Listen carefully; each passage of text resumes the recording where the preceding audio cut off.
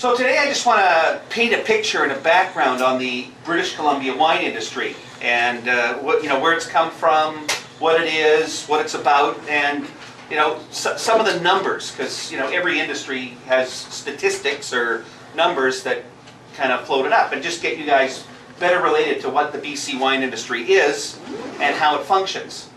And in the British Columbia liquor store system, which tracks all of the sales, this, that, and the other, out of all wine sales, the number one category of sales is actually something we call cellared in Canada, and it's actually wine that comes from other countries.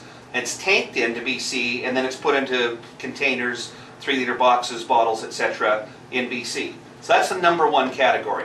And labels that you would recognize that you might be somewhat familiar with would be Painted Turtle, Sawmill Creek, some of those kinds of things. Now, one of the companies that does something a little bit confusing is Jackson Triggs, where they actually have the Cellared in Canada program, and they also do proper BC wines that are grown and made here. So they get a little confusing. And one of the funny things about Jackson Triggs, their original Olympic wine with the Olympic logo on it, wasn't grown in BC. It was wine from somewhere else. And so that brought up a little bit of a stink. So that's the number one category. British Columbians purchase more of that than anything else. The number two category is wine that's actually grown and made in BC. So we're the number two category within the British Columbia Liquor Board system. And then it drops off into the other countries, Italy, France, Australia, etc. But real British Columbia wines are second place. Now, within BC grown wines, one of the most common ways you're going to recognize it is somewhere on this label. It's going to say VQA. Now, VQA stands for Vintners Quality Assurance, and to have VQA on your label, you got to be part of the BC Wine Institute. Now, not all the wineries in BC are members of the BC Wine Institute. So one of the ways you know it's BC wine is to find VQA on the label.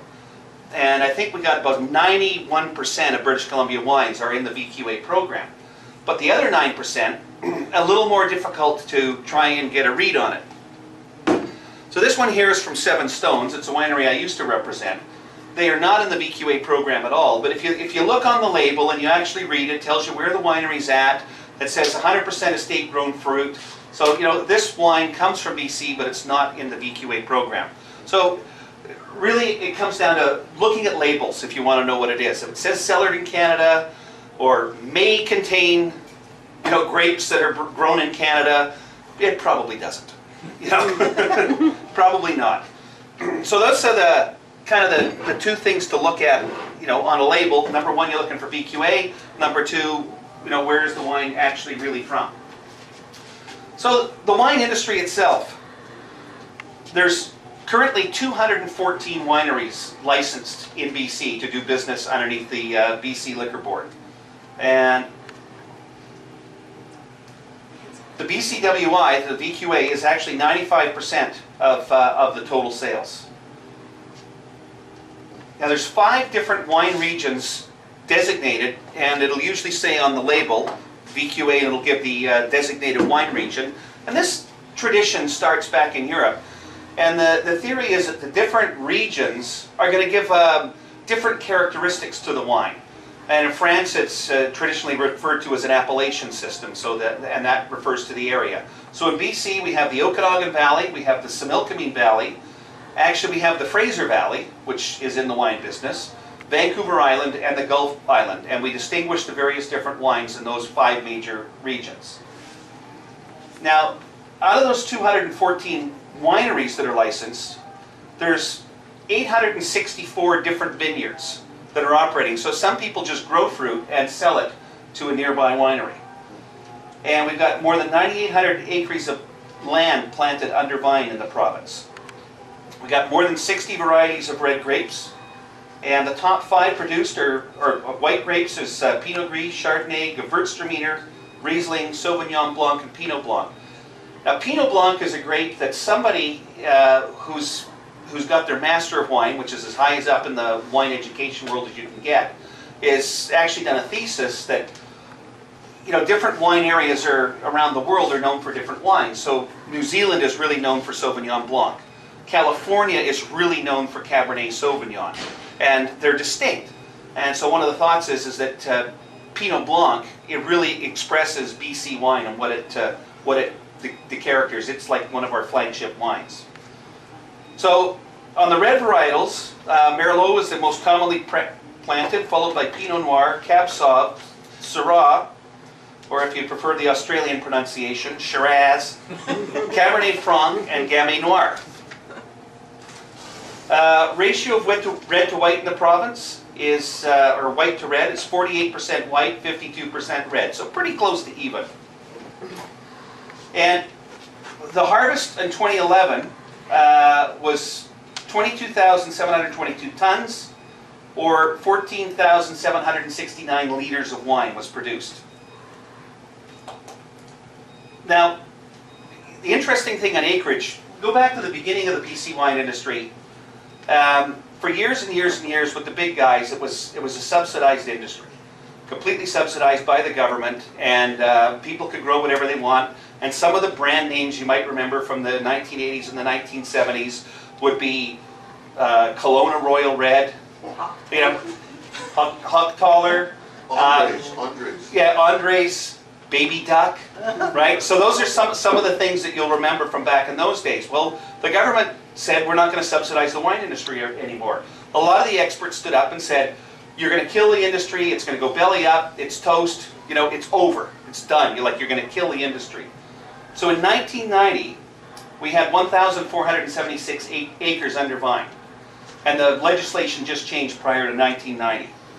Currently, there's 9,866 acres. So that's the damaging result of the government taking away the subsidy on grapes. You know, horrific. The value of the 2010 vintage, which is the last one we have value on, is just a hair under $39 million to the province, to the economy in the province of BC. So that's it's a nice little contribution. So when you're drinking BC wine, you really are contributing to the local economy. You're keeping local people employed, the advertising agencies, the sales reps, so the whole thing. Most of the money is staying in BC. Growth in number of wineries over the same time, from 1990 to 2012, we've gone from 17 wineries to 214. And to give a little bit of a comparison, in 214 wineries, we've got how many cases does that make? So we produced in 2011 135,000 cases in BC. And just to give you a comparison around the world, Yellowtail produces 11 million cases. Okay? So, and Yellowtail is not a brand that's sold in Australia. That's a brand a winery created for export. It's designed for the export market, primarily for North America.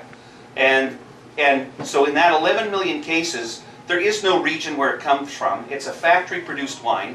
I'm not knocking it in any stretch. I just want to, distinguish it as a difference. And they buy the grapes from a bunch of farmers in a bunch of different areas. It all gets trucked in. It's produced to a standard, and you get what you get. This is, for the most part in BC, is ma and pa operations. With that kind of, and you're really getting people who are out working in the soil, trimming the stuff themselves in the winery, tasting it, and going, what did nature give us this year that we can work with? And you really end up with tasting a sense of place when you taste a lot of British Columbia wines, because it's got the local flavor, the local character, whatever the ground is giving it in the way of minerality, whatever the sunshine gave it, whatever the moisture was that year. And if you buy a BC wine, a bottle of British Columbia wine, pretty much very close to 100% stays within the economy of the province of BC. Almost 100%. We buy glass from elsewhere. There's only 3 places in the world to buy glass from. So there's some things that are brought in from outside, but most of the money stays at home. The cellared in Canada product, almost 30% stays in the province. So, if you're looking at from an economic point of view, the cellared in Canada, you're keeping some of the money at home. And if you buy an imported wine such as Yellowtail, it's under 10% of that money stays within the province of BC. So when you are drinking British Columbia wines, you really are, impacting the economy. Drinking something interesting.